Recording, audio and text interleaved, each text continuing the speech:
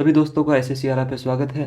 आज इस क्लास में हम हिस्ट्री के 50 बेहतरीन प्रश्न कर रहे होंगे, जैसा कि हम अपनी सुपर 50 की इस सीरीज में कर रहे हैं। और प्रिय मित्र, आपको ऐसे क्वेश्चन यूट्यूब पर बहुत ही कम मिलेंगे। मैं ये नहीं कह रहा कि नहीं मिलेंगे, हो सकता है अगर आप कहीं जाएं गहराई में तो कुछ ऐसे लोग होंगे जो मेहनत कर रहे होंगे और करवा रहे होंगे। मैं यह नहीं दावा करता कि कोई नहीं करता, करते होंगे, लेकिन बहुत ही कम।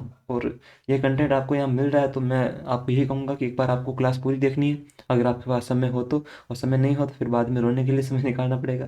तो सीधी सी बात है, मैं तो बस यही कहूँगा कि अगर आपको एग्जाम में वास्तव में आपको अच्छा स्कोर करना है तो मेरा ये सजेशन रहेगा कि आपको एक बार क्लास देखनी चाहिए। बाकी क्लास आपकी बाइलिंगुअल रहेगी, दोनों भाषाओं में, हिंदी और इंग्लिश दोनों में। बाकी ज़्यादा समय खराब करते नहीं हैं, सीधा चलते हैं पहले प्रश्न की ओर। भीमबेटका जो मध्य प्रदेश में है, के शेल श्रेय किस काल के प्रमाणों के लिए प्रसिद्ध है? The rock shelters of Bhimbetka are famous for evidence of which period?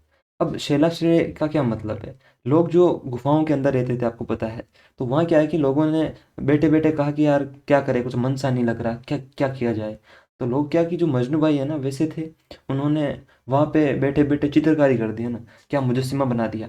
और कई इतिहासकारों का तो ऐसा भी मानना है कि उन पेंटिंगों में उन्होंने पहले ही एक ऐसा श्लोक लिखा जो आज भारत की भविष्यवाणी को दिखाता है। उसमें वहाँ लिखा हुआ था कि न्यायेन राज्यम वस्त्रेण शरीरम, ऐसा कुछ था।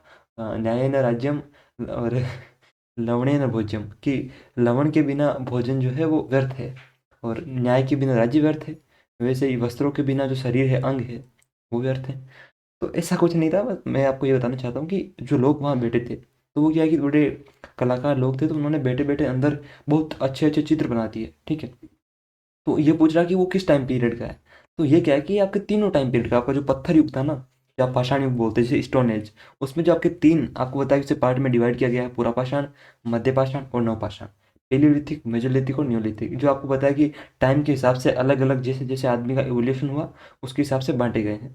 तो यहाँ क्या है कि तीनों तीनों टाइम के आपके एविडेंस आपको मिलते हैं भीमबेटका में। तो ऑप्शन भी होगा इनमें, ये जो लिखा है ना, केवल पूरा पाषाण काल, केवल ताम्र पाषाण काल, यानी कि ओनली, और केवल लौह युग।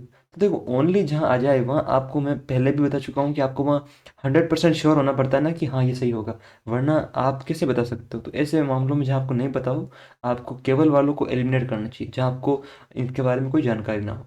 इसकी अगर हम खोज की बात करें कि डिस्कवरी किसने करी, तो इसकी खोज करी आपकी जो VS वाकनकर जी हैं उन्होंने, ठीक है।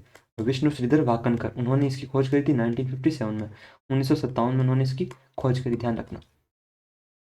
Bhimbetka rock shelters provide continuous archaeological evidence from the Paleolithic, Mesolithic and Neolithic periods, making it one of the longest cultural sequence in India।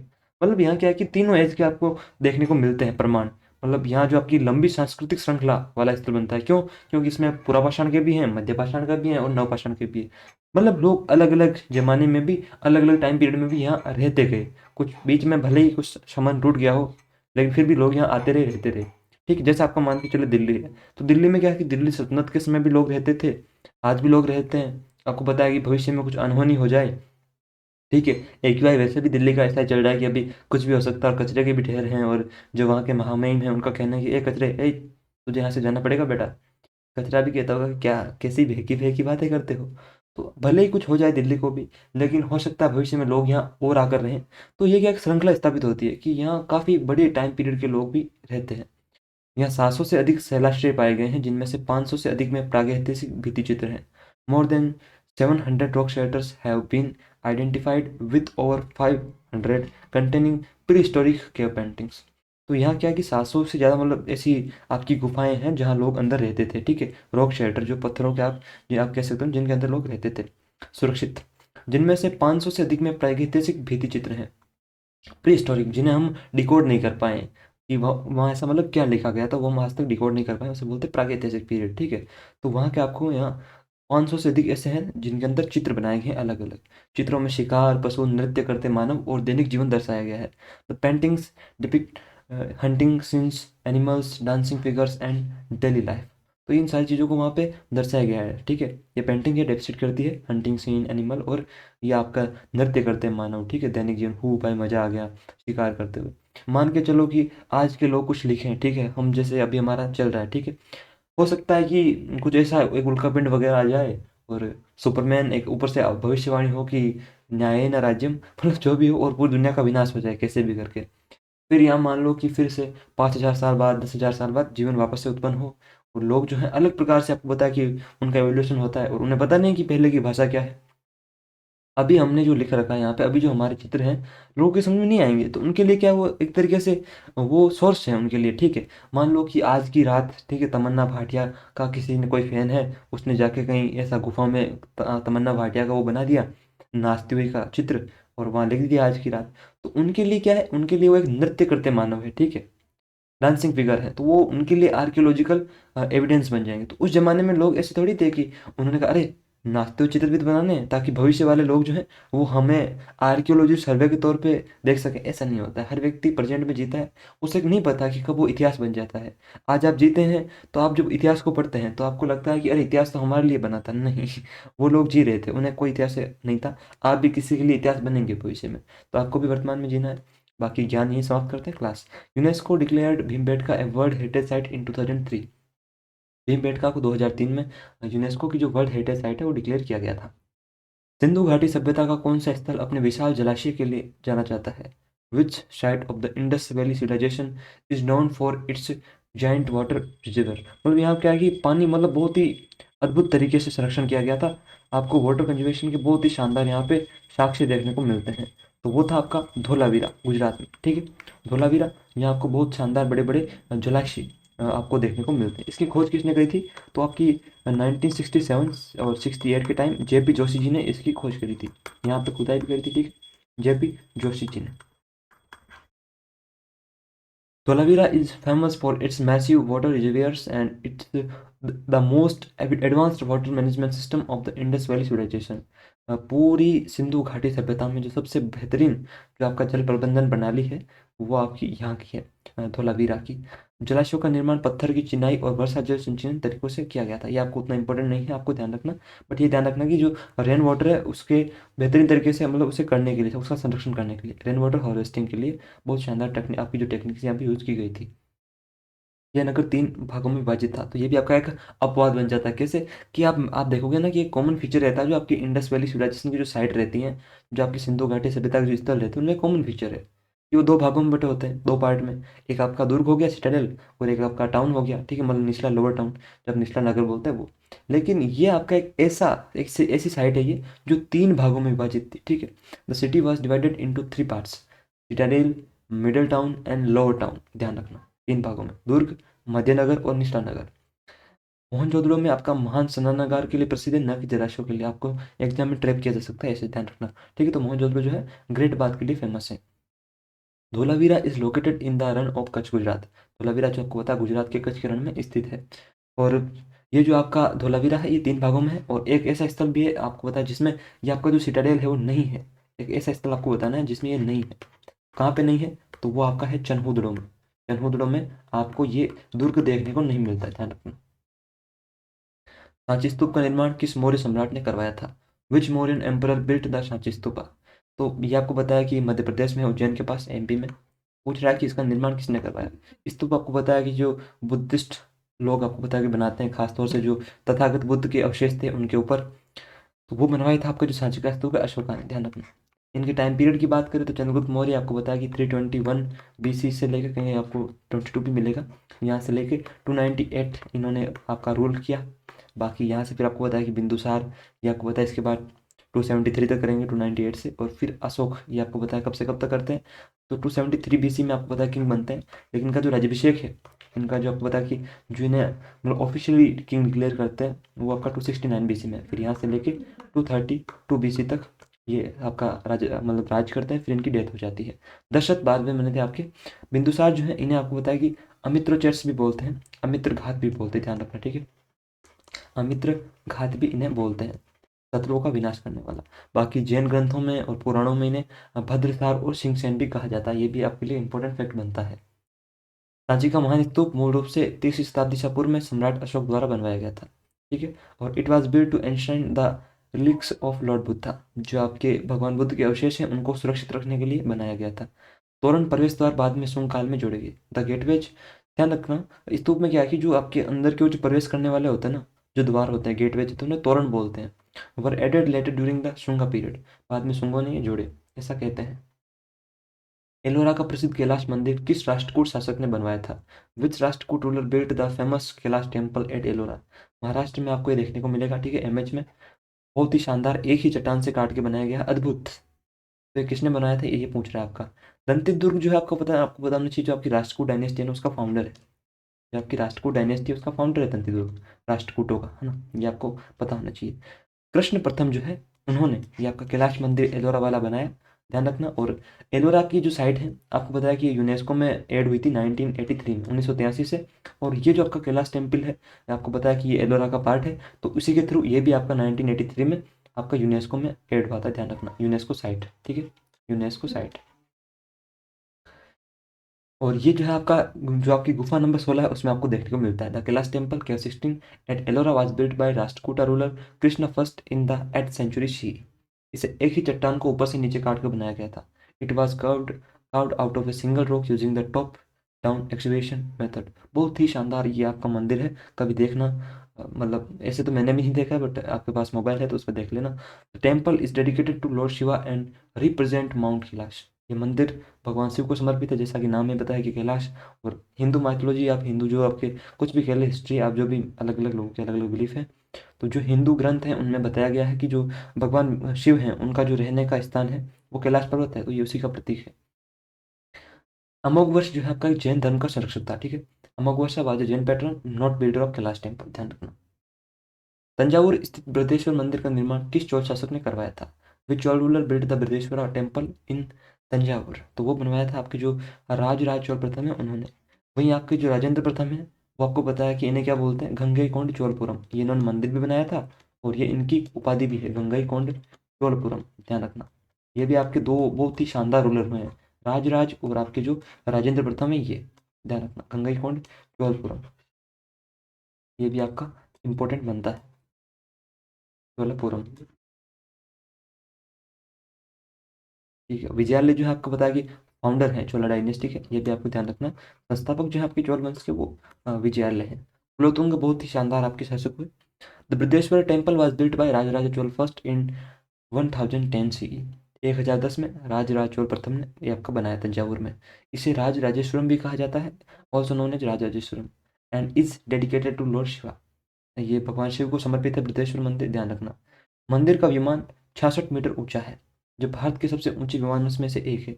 आपको बताया कि जो विमान है वो, जो आपकी द्रविड़ टेम्पल आर्किटेक्चर है उसका आपका एक पार्ट है, उसका एक हिस्सा है, फीचर है, ठीक है। द्रविड़ जो आपकी कला है मंदिर निर्माण की, उसका। The temple features a 66 metre high vimana, one of the tallest in India. It is part of the great living Chola temples UNESCO site. ये आपके जो ग्रेट लिविंग चोला टेम्पल है, उनमें आपका ये भी है, बृहदेश्वर वाला। और इन्हें यूनेस्को की साइट डिक्लेयर किया गया था 1987 में, 1987 में। तब से ये आपका उसका पार्ट है, ये भी आपको ध्यान रखना है, यूनेस्को में। स्तूप वास्तुकला में हर्मिका क्या है? What is harmika in stupa architecture? तो देखो, ये चाहता, अगर आपको मान लो आपको नहीं पता हो, फिर भी मैं बता दूँ आपको। ये आपको चाहता तो, जैसे आप देखो ऑप्शन ए को देखो, ठीक है, इसकी लेंथ कितनी है, यहाँ से लेके यहाँ तक है, ठीक है। ऑप्शन बी की लेंथ भी यहाँ से लेके यहाँ तक है। ऑप्शन सी की लेंथ भी यहाँ से लेके यहाँ तक है। लेकिन इसने इतना बड़ा दिया है, इतना बड़ा, जो आपको पता है कि एक सीक्वेंस को खराब कर देता है, ठीक है, दिखने में उतना अच्छा नहीं होता, तो वो भी क्यों चाहेगा? वो भी तो आपका पेपर सेट करने वाला भी तो क्यों चाहेगा कि ऐसा बेकार हो ना हो। इतना बड़ा अगर उसने दिया है, तो कहीं ना कहीं आपका चांसेस बनते हैं कि ये आपका हो सकता है, ठीक है। तो ये आपका यही होगा, ठीक है। बाकी ये नहीं कि ये तो आपने ऑप्शन आप लेकर आए हो, नहीं, ये ऑप्शन मैं लेकर नहीं आया हूँ, ध्यान रखना, एग्जाम में आपके पूछे गए हैं। तो स्तूप वास्तुकला में जो है हर्मिका क्या है? गुंबद के ऊपर छोटी चौकोर जाली है, स्मॉल स्क्वायर रेलिंग एटॉप डोम, ठीक है। जो आपका डोम है, गुंबद है, उसके ऊपर एक छोटी चौकोर ऐसी जाली होती है, ऐसी ऐसी आपकी एक छोटी सी चौकोर जाली है। जो आपका एक डोम है बड़ा सा, उसके ऊपर ऐसे, ठीक है, ऐसे होता है आपका, ध्यान रखना। बाकी प्रवेश द्वार जो है आपके एंट्रेंस गेट है, उसे आपको पता है कि तोरण बोलते हैं, ठीक है, तोरण बोलते हैं। ये तो आपका होने से रहा, तोरण। हर्मिका स्तूप के अंड, यानी कि जिसे गुंबद बोलते हैं, के ऊपर स्थित एक चौकोर जाली होती है। Harmika is a square railing placed on top of the anda dome of stupa. यह देवलोक या स्वर्गीय, जो आपका अंड जो है, यह बोल रहा ना यहाँ की अर्ध गोलाकार गुंबद, हेमिस्फेरिकल डोम, इसे ही बोलते हैं आपका अंड, ठीक है, अंड, ध्यान रखना, क्योंकि अंडे के जैसा होता है घर में, इसलिए। ये देवलोक या स्वर्ग के संसार का प्रतीक होती है। It symbolises the abode of gods और द क्रिस्टियल वर्ल्ड, ठीक है। हर्मिका, हेवन, हर्मिका, इसे आपको याद रखना है, किसका प्रतीक है? स्वर्गीय संसार का। क्यों? हर्मिका हेवन समझ जाओ, ठीक है। ऐसे आपको मैचिंग करना है। हर्मिका के ऊपर छत्र स्थित होता है। Above the harmika rises the छत्र अम्ब्रेला, ठीक है। छतरी पोपटलाल की होती है ना, वैसे। तोरण प्रवेश द्वार होते हैं, ध्यान रखना। तोरण is the gateway, not harmika. Taj Mahal का मुख्य वास्तुकार कौन था? Who was the chief architect of the Taj Mahal? तो वो था आपका उस्ताद अहमद लाहौरी, ऑप्शन बी। अबुल फजल जो आपको पता है कि इतिहासकार था, अब्दुल के टाइम, अब्दुल नहीं, अकबर के टाइम कुछ मीमें ऐसी आती हैं, और यहाँ पे अबुल भी था, अब्दुल तारक मेहता में है, तो कहीं ना कहीं वो नाम बैठ जाता है। तो अहमद लाहौरी जो है वो आपके ताजमहल के आर्किटेक्ट थे। Ustad Ahmad Lahori was the chief architect of the Taj Mahal under Shah Jahan. Shah Jahan आपको पता है कि मुमताज महल के लिए बनाया था, ठीक है। ताजमहल बनाया था मुमताज के लिए, मुमताज महल, ठीक है। इसके निर्माण में लगभग 22 वर्ष लगे, 22 ईयर्स इसने अप्रोक्स लिए इसके लिए पूरा कंप्लीट होने में, कंस्ट्रक्शन में। तो कब से कब तक? तो 1632 से 1653 तक। राजस्थान के मकराना का संगमरमर प्रयोग किया गया। Makrana marble from Rajasthan was used extensively. वो एक आपसे ये भी पूछ लेता है कि यार जो आपका ये ताजमहल ये कहाँ से इंस्पायर हुआ? तो ये इंस्पायर किससे हुआ? इंस्पायर्ड बाय, तो ये भी आपको ध्यान रखना, इंस्पायर्ड बाय जो आपका हुमायूं का जो मकबरा है, ठीक है। हुमायूं का जो आपका मकबरा है उससे, हुमायूं मकबरा, हुमायूं का जो टॉम्ब है उससे ध्यान रखना, ठीक है। हुमायूं, उसका उसका जो टॉम्ब है उससे, मकबरे से, उससे ये आपका इंस्पायर हुआ है, ध्यान रखना, ठीक है। द्रविड़ शैली के मंदिरों की मुख्य पहचान क्या है? What is the main identifying feature of Dravida style temple? देखो 3 प्रकार की होती है भारत में जो आपकी मंदिर, जैसे आपके जो बोलते हैं जो टेम्पल, आपकी जो आर्किटेक्चर है वो 3 प्रकार की। एक तो आपकी हो गई द्रविड़ शैली, एक आपकी होती है नागर स्टाइल, ठीक है। नागर, नागर। अब देखो नागर आपको पता है, तो एक जो गुज्जर होते हैं ना, गुज्जरों में एक गोत्र भी होती है नागर। तो गुज्जर आपको पता है कहाँ रहते हैं? गुज्जर रहते हैं नॉर्थ इंडिया में। तो ऐसे आपको ध्यान रखना है, ठीक है। बस समझाने के लिए, कोई ऐसा मत समझे कि यार सर ये कास्ट वगैरह करो, नहीं, ऐसा कुछ भी नहीं है। मैं बता रहा हूँ बस आपको, ठीक है। तो नागर ये आपका नॉर्थ इंडिया, उत्तर भारत में नागर आपके, ठीक। नागर शैली है आपकी उत्तर भारत की, टेम्पल की, नॉर्थ इंडिया की। द्रविड़ शैली है आपकी साउथ इंडिया की, ठीक है। साउथ इंडिया की, वैसे भी आपको पता है कि द्रविड़ वाला जो क्षेत्र है वो साउथ इंडिया का, दक्षिण भारत का, तो इसमें तो कोई आपको सोचने वाली बात नहीं। फिर आपकी एक और होती है वैसर। वैसर शैली में क्या है कि दोनों का मिक्सचर है, द्रविड़ का और नागर का। और ये आपको अगर मैप के थ्रू आप देखोगे, तो मैं आपको मैप के थ्रू समझाता हूँ। वैसर, वैसर जो है आपकी दक्कन की है, ठीक है। अब अगर आप इंडिया के मैप को देखोगे एक बार, तो ये कहाँ कहाँ की बात कर रहा है, मैप के थ्रू समझते हैं, ठीक। ये देखिए, ये जो आपका उत्तर वाला हिस्सा ना, यहाँ पे आपका ये जो बनता है, ये आपका ये वाला, ये पार्ट आपका जो है ये आपका नागर का है, ठीक है, नागर शैली का। वहीं आपका जो ये साउथ वाला है ना, ये यहाँ पे ये वाला, ये आपका है द्रविड़ का, ठीक है, द्रविड़ शैली, द्रविड़, द्रविड़ का। वहीं आपका ये जो है ना, ये वाला पार्ट, ये महाराष्ट्र का नीचे वाला और कर्नाटक वाला, ये आपका है वैश्य शैली का, ठीक है। ये आपको ध्यान रखना है, कर्नाटक टाइप वाला। तो द्रविड़ शैली के जो मंदिरों में मुख्य पहचान है वो है गोपुरम, विशाल प्रवेश द्वार, gopurams, huge gateway towers, option B. कहते हैं ना गो इनसाइड, ठीक है। तो अंदर जाओ, तो वो गेटवे, प्रवेश द्वार। Dravida style temples are identified by massive pyramid shaped gateway towers called gopurams. तो उसमें क्या है कि एक बड़े पिरामिड जैसे से अंदर जाने के ऐसे होते हैं, ठीक है, प्रवेश द्वार, ये अंदर जाने के लिए उन्हें बोलते हैं गोपुरम। विमान पिरामिडाकार होता है और गर्भगृह के ऊपर स्थित होता है। द विमान is pyramidical and located above the sanctum. जो गर्भगृह होता है ना, जहाँ अंदर मूर्ति रखी जाती है, उसे बोलते हैं। ये शैली पल्लव, चोल और पांड्य शासकों के दिन विकसित हुई। अ, आपका जो घुमावदार शिखर है, ठीक है, कर्विलिनियर शिखर है, वो आपका नागर स्टाइल से संबंध है, ठीक है, उससे उसका बिलोंगिंग है, ध्यान रखना। अगर हम द्रविड़ शैली के मंदिरों की बात करें, तो जैसे आपने देखा बृहदेश्वर वाला मंदिर, जो आपने देखा ना बृहदेश्वर, बृहदेश्वर वाला, ये आपको वहाँ जो आपका मीनाक्षी मंदिर है, ठीक है, मीनाक्षी टेम्पल है आपका, ये सारी उसी के हैं, मीनाक्षी। ये जो आपके टेम्पल है ये वहाँ से है, द्रविड़ में। मोढेरा का जो सूर्य मंदिर है किस राज्य में स्थित है? In which state is the sun temple of Modhera located? अब देखो गुजरात में क्या है कि ऐसे बोलते हैं मोटा भाई, ए मोटा भाई। तो आपको मोढेरा याद रखना है, Gujarat, option C. In which state is the sun temple of Modhera located? The sun temple of Modhera is located in Gujarat on the banks of the Pushpavati river. ठीक है, गुजरात में आपकी पुष्पावती नदी है, तो उसके तट पे आपका मोढेरा का सूर्य मंदिर स्थित है। इसे आपका जो सोलंकी रूलर है भीमदेव फर्स्ट, उन्होंने आपकी 11वीं सेंचुरी में बनाया था, 11वीं शताब्दी में। और इस प्रकार मंदिर स्थित है कि सूर्य की जो पहली किरण आती है ना, वो गर्भगृह में पड़े। The temple is aligned to allow the first rays of sun to fall on the sanctum. जहाँ अंदर आपकी मूर्ति रहती है ना, वहाँ पे पहली किरण वहाँ आती है। तो क्या अद्भुत कलाकारी रही होगी। गुप्त काल में निर्मित दशावतार मंदिर कहाँ स्थित है? Where is the Dashavatara temple of the Gupta period located? तो ये आपका पूछ रहा है कहाँ पे है, तो ये आपका देवगढ़ में है। ठीक है, ऑप्शन बी, देवगढ़ का दशावतार मंदिर।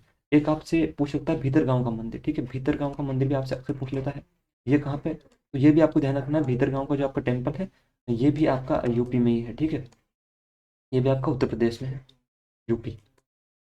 देवगढ़ में है आपका, ये तो यूपी में है। The Dashavatara temple is located at Deogarh in Uttar प्रदेश।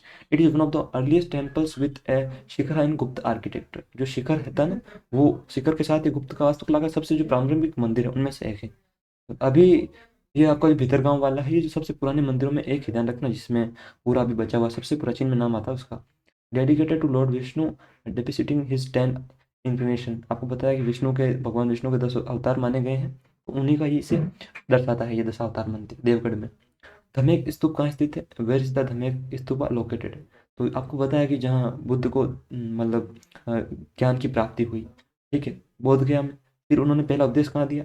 सारनाथ में। तो जहाँ उन्होंने धर्म के लिए पहला कदम उठाया है ना, आपको इसे समझना है, जहाँ उन्होंने धर्म के लिए पहला कदम उठाया धमेक, तो वो सारनाथ में, ऑप्शन बी, सारनाथ यूपी में। ठीक है, बोध गया में आपको बताया कि उन्हें एनलाइटनमेंट जो है यहीं पे मिली थी। ठीक है, वो जो आप उन्हें ज्ञान प्राप्ति, उन्हें ज्ञान प्राप्ति यहीं पे हुई थी बुद्ध को। और कुशीनगर में उनकी आप बोलते हैं वो महापरिनिर्वाण। ठीक है, the Dhamek stupa is located at Sarnath in Uttar Pradesh. The site where Gautam Buddha delivered his first sermon, dharma चक्र परिवर्तन।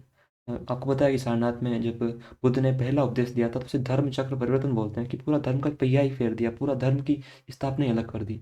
यह घटना बौद्ध धर्म की औपचारिक शुरुआत को दर्शाती है, formal beginning of Buddhism as religion. The present structure dates mainly to the Gupta period, so the original stupa was built by Ashoka। वर्तमान संरचना मुख्यतः गुप्त काल की है, जबकि आपको जो मूल रूप से जो आपका ओरिजिनली जो बनाया था वो आपका अशोक के टाइम पे बनवाया गया था धम्मिक स्तूप। कोणार्क के सूर्य मंदिर का निर्माण किस शासक ने करवाया था? Which ruler build the sun temple of Konark? तो वो गंग वंश के शासक थे आपके नरसिंह वर्मन प्रथम, उड़ीसा में उन्होंने आपका ये बनवाया, ध्यान रखना। ठीक है, नरसिंह देवा फर्स्ट, उड़ीसा में आपका बनवाया ये। और इसके बारे में एक आपको यह भी ध्यान रखना है, इसे ब्लैक पेगोडा बोलते हैं। आपका जो कोणार्क का सूर्य मंदिर है उसे ब्लैक पेगोडा, ब्लैक पेगोडा बोलते हैं इसे। और उड़ीसा में आपका है, नरसिंह वर्मन प्रथम ने आपके जो है उन्होंने बनवाया। The sun temple of Konark was built in the 13th century by Narasimhadeva first of the eastern Ganga dynasty. पूर्वी गंग वंश उसके आपके रूलर थे।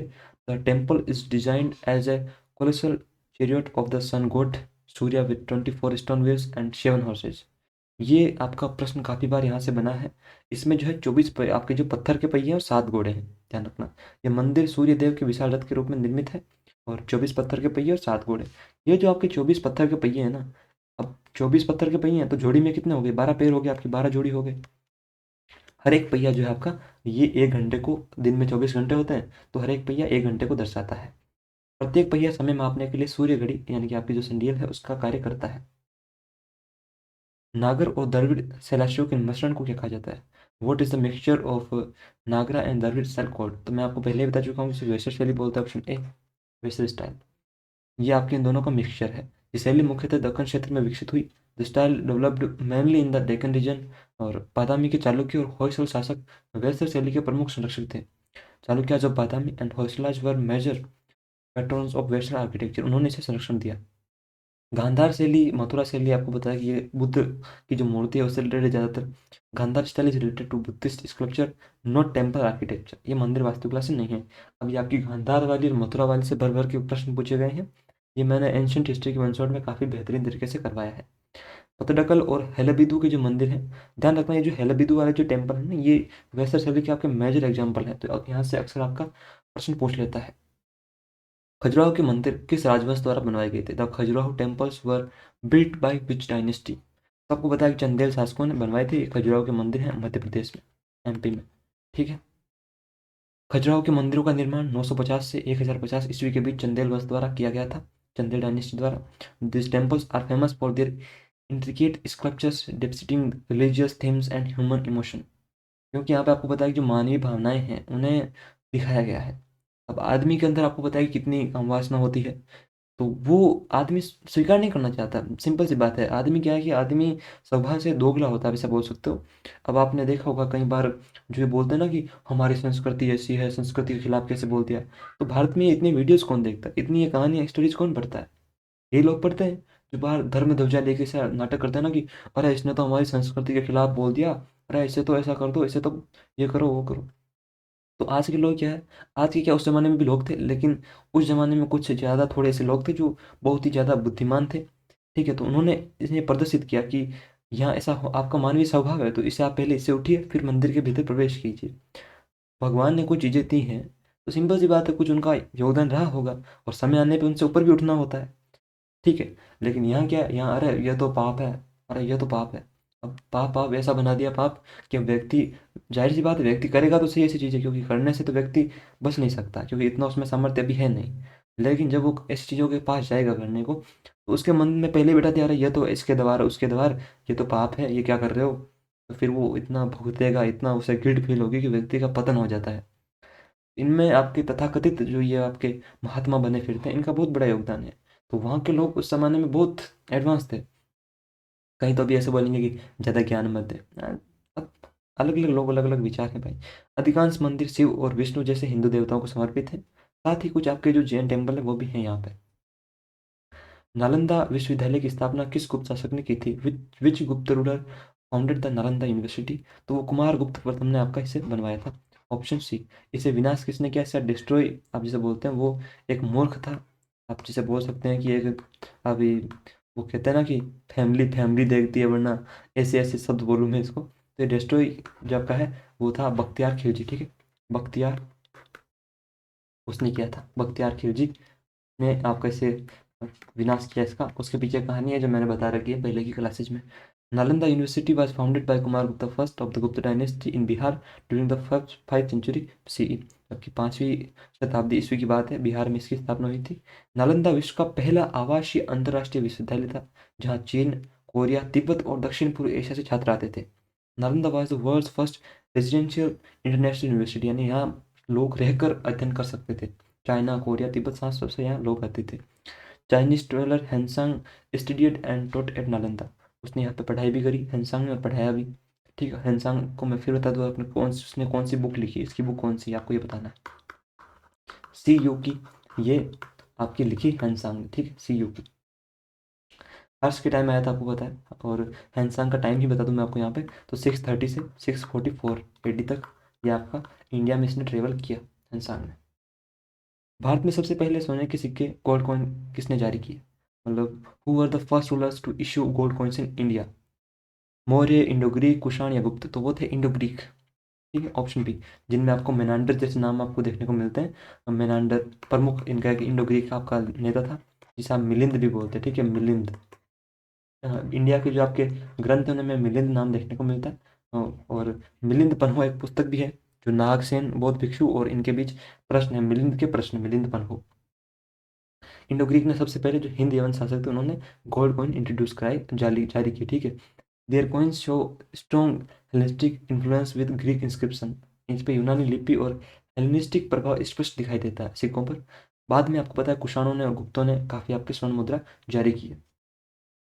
महाबलीपुरम में के तट मंदिर शोर टेम्पल का निर्माण किस पल्लव शासक ने करवाया था? Which Pallava ruler built the shore temple at Mahabalipuram? तो किसने करवाया था? नरसिंह वर्मन प्रथम, नरसिंह वर्मन द्वितीय, या महेंद्र वर्मन, या सिंह विष्णु? देखो सिंह विष्णु जो है आपको बताया कि जो पल्लव डायनेस्टी उसका फाउंडर था। ठीक है, फाउंडर जो आपका पल्लव थे ना उनके, फाउंडर ऑफ पल्लव। ठीक है, जबकि पल्लवा डायनेस्टी थी उसके ये फाउंडर थे। तो आपके जो सिंह विष्णु है वो। नरसिंह वर्मन द्वितीय ने आपका ये महाबलीपुरम का तट मंदिर बनवाया।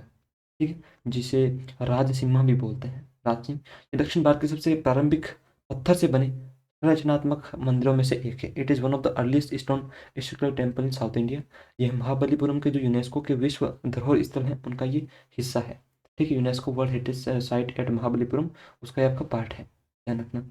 करीब 1986 के आसपास इसे ऐड किया गया था यूनेस्को, आपके जो यूनेस्को उसमें। नरसिंह वर्मन प्रथम जो है वो रथों से जुड़े हैं। ठीक है, तट मंदिर से नहीं। ये आपका जो है रोक कट रथा जो है उनसे आपके नरसिंह वर्मन प्रथम रिलेटेड है। इन्होंने वातापी कोंडा की आपकी जो टाइटल है ली थी। ठीक है, वातापी कोंडा। और जो आपका पुलकेशिन दी थी उसे मारा था, ठीक है। पुलकेशिन जो आपके सेकंड है उन्हें आपका मार दिया, ठीक है, मार दिया और हरा भी दिया जो चालुक्य रूलर थे आपके। और फिर उनकी जो कैपिटल थी वातापी उसका डिस्ट्रॉय करने वाले की उन्होंने उपाधि ली। मौर्य शासन में अंतपाल का मुख्य उत्तरदायित्व क्या था? Who was the main responsibility of Antapala in Mauryan administration? Option first क्या था आपका? राजस्व संग्रह, रेवेन्यू कलेक्शन। ये तो आपको बताया कि समाहर्ता का कार्य था, ठीक है। जो आपका समाहर्ता था वो आपका रेवेन्यू कलेक्ट करता था, जो आपका चीफ रेवेन्यू कलेक्टर था, ठीक है, समाहर्ता, ध्यान रखना। तो ये तो होने से रहा, ये तो आपका वैसे भी गया, ठीक है। सीमावर्ती किलों की सुरक्षा, सिक्योरिंग बॉर्डर्स फोर्ट, ये आपको देखने को फिर भी मिलता है कि भाई सीमा के अंदर जो रक्षा करना।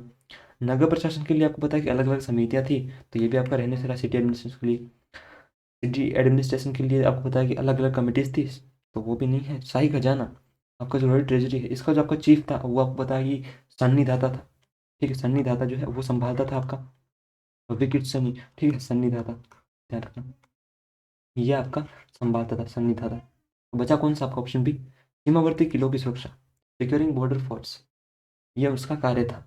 अंतपाल पद का उल्लेख कौटिल्य का अर्थशास्त्र में मिलता है। Mauryans Mauryan Mauryas mentioned a strong border defense system due to large empire size। उन्हें काफ़ी अत्यंत सुरक्षा जो है करनी थी, क्योंकि उनका बहुत बड़ा साम्राज्य था, इसलिए। बाकी समाहर्ता का काम मैं आपको बता चुका हूँ पहले ही। सम्राट अशोक के शासनकाल में तृतीय बौद्ध संगीति का आयोजन कहाँ किया गया था? Where was the third Buddhist council had during the reign of emperor Ashoka? उनका जो पीरियड था उस टाइम पे, तो ये कहाँ हुई थी? पाटलिपुत्र में हुई थी। कब हुई थी? तो 250 बीसी में, 250 बीसी में। और पाटलिपुत्र में अशोक के टाइम पे अध्यक्षता किसने करी थी इसकी? तो चेयरमैन जो थे वो थे आपके मोगली पुत्र तिस, ठीक है, मोगली पुत्र तिस्सा, उन्होंने ये करी थी, ठीक है, उन्होंने इसकी अध्यक्षता करी थी। बात करें अगर बुद्धिस्ट काउंसिल की, तो फर्स्ट कहाँ पे हुई थी ये आपको ध्यान रखना है। तो जैसे ही तथागत बुद्ध को महानिर्वाण प्राप्त हुआ उसी टाइम की बात है, 483 बीसी में ये आपकी हुई थी। कहाँ पे हुई थी? तो ये भी आपको ध्यान रखना है। उस टाइम उस समय राजगृह, ठीक है, राजगृह उस टाइम मगध की कैपिटल थी और वहाँ हुई थी। किंग कौन था उस टाइम पे? तो अजातशत्रु जो है आपका किंग था, अजातशत्रु। और जो आपका चेयरमैन था, जो आपका चेयरमैन था उस टाइम, वो कौन था आपका चेयरमैन? वो भी आपको ध्यान रखना, जो चेयरपर्सन था आपका वो था आपका महाकश्यप, ठीक है। महाकश्यप आपको उस टाइम चेयरमैन था, महाकश्यप, ओके, ये था आपका। बाकी फिर बात आती है आपकी सेकंड की, वो इसके जस्ट 100 साल बाद, ठीक है, आफ्टर 100 ईयर्स। तो 100 सालों बाद 383 बीसी में हुआ, ठीक है, 383 बीसी में हुआ। कहाँ पे हुआ? ये आपका वैशाली में हुआ, वैशाली में, वैशाली में हुआ। और उस टाइम आपका जो किंग कौन था ये भी आपको ध्यान रखना, तो कालाशोक, ठीक है, कालाशोक जो है आपका किंग था। बाकी फोर्थ फिर आपको बताया कहाँ पे हुई, वो आपको पता कनिष्क के टाइम हुई थी फोर्थ, क्योंकि थर्ड की हम बात कर चुके हैं। फोर्थ आपकी हुई थी कुंडलवन कश्मीर में, ठीक है, कुंडलवन, ये जो आपका जो कश्मीर है वहाँ पे कनिष्क उस टाइम आपका रूलर हुआ करता था, ठीक है। आपका जो कनिष्क है वो कनिष्क आपका शासक था। और वसुमित्र जो है उसने आपकी इसकी अध्यक्षता करी थी, आपकी जो चतुर्थ बौद्ध संगीति है उसकी, ध्यान रखना। तीसरी बौद्ध संगीति मैं आपको बात कर चुका हूँ, इसकी अध्यक्षता मोगली पुत्र तिस्सा ने करी थी। और the council aim to purify Buddhism from heretical practices, जो कि विकृत मान्यताएं थी बौद्ध धर्म में उनसे शुद्ध करना था, उनको बाहर निकालना था, ठीक है। और इसमें आपको पता है कि अशोक ने इस टाइम क्या है कि जो बोधि वृक्ष हैं उसके हिस्से लेकर पुत्र महेंद्र और डॉटर जो थी इनके संघमित्रा उन्हें भेजा श्रीलंका कि जाओ वहाँ प्रचार करके आओ। हड़प्पन स्क्रिप्ट के बारे में कौन सा आपका जो फैक्ट है वो करेक्ट है? इसे पढ़ा जा चुका है, इट इज मीन, नहीं भाई कैसी बात कर रहे हो, इसे नहीं पढ़ा गया है। ये बाई से दाई ओर लिखी गई थी, अच्छा जी, ये दाई से बाई ओर लिखी गई थी। और ये केवल ब्राह्मण लिपि में थी। तो देखो ब्राह्मण लिपि आपको पता है कि बाद में है, इट वॉज ओनली इन ब्राह्मण स्क्रिप्ट। हड़प्पन स्क्रिप्ट ब्राह्मण स्क्रिप्ट में कैसी बात है, एक स्क्रिप्ट दूसरे में कैसे हो सकती है, पहली बात तो। और ब्राह्मण लिपि बाद में अशोक के टाइम की बात है, और इसे पढ़ा जा चुका नहीं। बाएं से दाएं तो सभी लिखते हैं, तो इसके बारे में ऐसे स्पेशल थोड़ी है कोई। दाएं से बाई ओर लिखी जाती थी, it was written right to left. यहाँ से लिखना शुरू किया, यहाँ यहाँ यहाँ यहाँ, ऐसे इस तरफ, ठीक है। ऑप्शन ऑप्शन कौन सा होगा? ये दाएं से बाईं ओर, ऑप्शन सी, दाएं से बाईं ओर। ये लिपि आज तक अपठित है, ठीक है, आज तक इसे कोई नहीं पढ़ पाया, undiscovered till date. It consist mainly of pictographic symbol. इसमें क्या है कि मुख्यतः चित्र लिपि पर आधारित है, मतलब अलग अलग इसमें चित्र बनाए गए हैं, ये कोई वर्णमाला नहीं है। आप हिंदी में पढ़ो ना, अ ब स द टिक का ख ग, वैसे इसमें कुछ भी नहीं है, ये आपकी केवल चित्र बना रखे हैं इसमें अलग अलग। दिल्ली सल्तनत के किस सुल्तान ने लौह और रक्त, आयरन एंड ब्लड की पॉलिसी अपनाई? तो वो थे आपके Balban. Option B, option C, ठीक है, बलबन। बलबन ने, आपको पता है जिसका आपको पता है इसने मेवातियों के खिलाफ ये आपकी नीति अपनाई थी, किसके खिलाफ? मेवातियों के खिलाफ। और इसमें क्या था कि जो पुरुष है ना, उन्हें तो मार दिया जाता था, स्त्री और बच्चों को गुलाम बना देते थे। बलबन इसने जिले इलाही की उपाधि ली थी, ठीक है, जिले इलाही, इलाही की उपाधि ली थी, यानी ईश्वर की छाया, शेडो ऑफ गॉड, ठीक है। ये इसने आपका टाइटल लिया था, शेडो ऑफ गॉड, कहा कि मैं ईश्वर की छाया हूँ, शेडो ऑफ गॉड, ठीक है। इसने जो आपकी तुर्कान ए चहलगानी है उसका भी अंत कर दिया, जो आपकी तुर्कान ए चहलगानी है उसका भी एंड बलबन ने किया था, ध्यान रखना, चहलगानी का, जो आपकी चहलगानी है उसका, उसको स्थापना जो है आपकी फाउंडर इसका इल्तुतमिश था। इसमें क्या कि 40 जो तुर्क सरदार उन्हें रखा गया था, और इन्हें जो समाप्त किया, जिसने डिस्ट्रॉय किया, वो आपका था बलबन, ठीक है, डिस्ट्रॉय किया। बाकी रजिया सुल्तान का टाइम पीरियड अगर आपसे पूछ ले तो 1236 से लेके 40 तक, ठीक है, 36 से 40 तक। इल्तुतमिश का अगर आपसे पूछ ले तो आपका 12 से लेके 36 तक, कहीं कहीं आपको 10 भी मिलेगा। बाकी बलबन को आपको पता है कि बाद में 65 से लेके 87 तक, ठीक है, 1200 में। अलाउद्दीन खिलजी ये आपका 1296 से लेके आपका 1316 तक, 20 साल इसका रूल रहा। इन्होंने निरंकुश राजतंत्र और देवी राजत्व की अवधारणा को बढ़ावा दिया। ये emphasises absolute monarchy and divine kingship, कि भाई राजा जो है ईश्वर का आपको पता है भेजा हुआ है। Balban introduce sijda and paibos in court etiquette, उसने दरबार में सिजदा और पैबोस की प्रथा शुरू की। सिजदा यानी वो कहते हैं ना कि तेरा सिजदा करूं, मतलब उसके सामने, सरदार के सामने, जो आपका बलबन था उसके सामने दरबार में जाके दोनों घुटनों पे आपको बैठना है, ठीक है, ये आपका हो गया सिजदा, मतलब सिर नीचे झुकाना है, ये आपका हो गया सिजदा। पापोस क्या है कि उसके पैरों को चूमना है, कि जहाँ पर ना तो सिगरेट हो, हमारा तोहफा कबूल करो, ठीक है, वैसे। Alauddin focused more on market control than court discipline, उसने क्या किया, अलाउद्दीन ने जो बाजार नियंत्रण है ना उस पर आपका ज़्यादा फोकस किया। बाजार का दिल्ली, अगर हम दिल्ली सल्तनत की बात करें तो उस टाइम आपका जो बाजार में एक बहुत ही आपका एक आप कह सकते हैं एक अलग पद हुआ करता था, ठीक है, एक अलग अधिकारी हुआ करता था, उसका नाम आपको ध्यान रखना, मार्केट कंट्रोल में पूछ लेता अक्सर, वो आपका बाजार का अधीक्षक हुआ करता था, शहना ए मंडी, ठीक है, शहना ए मंडी, जो आपका मंडी है, आपका जो बाजार है, मार्केट है, उसको कंट्रोल करने वाला आपका चीफ, आप इसे बोल सकते हो, मार्केट को कंट्रोल करने वाला, ठीक है, कंट्रोलर, ये आपका हुआ करता था। अलाउद्दीन खिलजी ने सैन्य सुधारों के अंतर्गत घोड़ों को दागने की कौन सी पद्धति शुरू की थी? Which system of branding horses was started by Alauddin Khilji under military reform? तो वो, जैसा कि नाम में लिखा है दागने की, तो दाग ही होगा, ऑप्शन बी, बी दाग। मनसब जो है ये मुगलों का था, मुगलों के टाइम था, ठीक है, मुगल जो है उनके टाइम, अकबर के time. It prevented substitution of inferior horses during military inscription, इसका उद्देश्य सैन्य निरीक्षण में घटिया घोड़ों की अदला बदली रोकना था। ये होता क्या था कि एक बार बढ़िया घोड़े आ गए, उनको दाग दिया, अब दागने से क्या है कि ये अदला बदली नहीं कर सकते, वरना क्या है कि बढ़िया घोड़ों की जगह कुछ ऐसे तुच्छ घोड़े, आपको पता है कि घपला तो हर जगह होता है, उस टाइम में भी होता था, आज भी होता है, तो उन्हें रोकने के लिए हुलिया सैनिकों की शारीरिक पहचान दर्ज करने की पद्धति थी। Huliya was used to record physical description of soldiers. Mansab system belong to Mughal period. Diwan Kohi कृषि विभाग की स्थापना किस सुल्तान ने की थी? वो स्टेब्लिश द दीवान कोही डिपार्टमेंट ऑफ एग्रीकल्चर, जैसा कि कोही नाम में लिखा है कृषि, ध्यान रखना।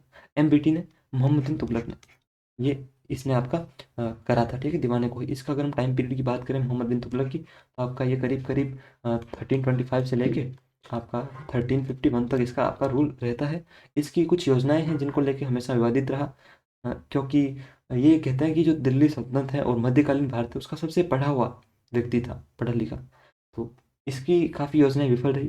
तो जब इसकी मृत्यु हुई तो इतिहासकार ने कहा, बंदायूनी ने लिखा है अपनी पुस्तक में कि सुल्तान को जनता से पीछा छूटा और जनता का सुल्तान से, मतलब सुल्तान से पीछा छूटा। इसकी कुछ 5 योजनाएं हैं जो आपकी काफ़ी फेमस रहती हैं, जैसे एक तो इसने कराची में अभियान किया, खुरासान और कराची में। एक इसने क्या है कि इसकी जो कैपिटल है वो ट्रांसफर कर दी दिल्ली से दौलताबाद। इसने चांदी, मतलब इसने तांबे के, आपको पता है कि जो इसने सांकेतिक मुद्रा जो है चलाई, तो इसके कुछ विवादित ऐसे रहे। दोआब में इसने कर वर्दी कर दी, गंगा का जो आपका गंगा यमुना का मैदान है वह इसने कर वर्दी कर दी। इसका उद्देश्य किसानों को ऋण देकर कृषि उत्पादन बढ़ाना था। जो आपका दीवान है कोई है, इसका आपका मोटिवेशन क्या था, एम क्या था? Increase cultivation by providing loans to farmer, उन्हें पैसा देना, लोन देना। खराब क्रियान्वयन के कारण ये योजना असफल रही। Fail due to poor implementation, यानी कि इसका जो इम्प्लीमेंटेशन है आपका, इसे जो इम्प्लीमेंट करना था वो बहुत बुरी तरीके से किया गया। पुअर इम्प्लीमेंटेशन, इसके कारण ये आपकी असफल रही। बाकी फिरोज शाह तुगलक जो आपका वो इरिगेशन कैनल्स के लिए यानी सिंचाई नहरों पर बहुत इसका फोकस था। किस सुल्तान ने ब्राह्मणों पर भी जजिया कर लगाया, जजिया टैक्स ऑन ब्राह्मण्स, तो वो था आपका फिरोज शाह तुगलक। ठीक है, ऑप्शन सी, उसने ब्राह्मणों पे भी लगाया। Jizya was a tax levied on non Muslim, जो आपके गैर मुसलमान थे उन पर लगाया जाता था। ही followed a policy of religious orthodoxy, उसने धार्मिक रूढ़िवाद की नीति अपनाई। और ब्राह्मणों तक पे आपका जो है उस टाइम क्या है कि पहले गैर मुसलमानों पे लगता था लेकिन ब्राह्मणों पे नहीं लगाया जाता था, इसने ब्राह्मणों पे भी लगाया। औरंगजेब ने जजिया को मुगल काल में पुनः लागू किया गया था। आपको पता है कि बाद में अकबर जो है जजिया को बंद कर देगा, औरंगजेब इसे वापस रीइम्पोज करेगा। ठीक है, उसने वापस इसे इम्पोज किया जजिया को, औरंगजेब ने। बाकी सबसे पहले जजिया इंडिया में जो इंट्रोड्यूस कराया इंडिया में, वो किसने करा इंट्रोड्यूस इंडिया में, इन इंडिया, तो वो कौन था इन इंडिया, तो वो था आपका मोहम्मद बिन कासिम। ठीक है, मोहम्मद बिन कासिम, उसने आपका करा।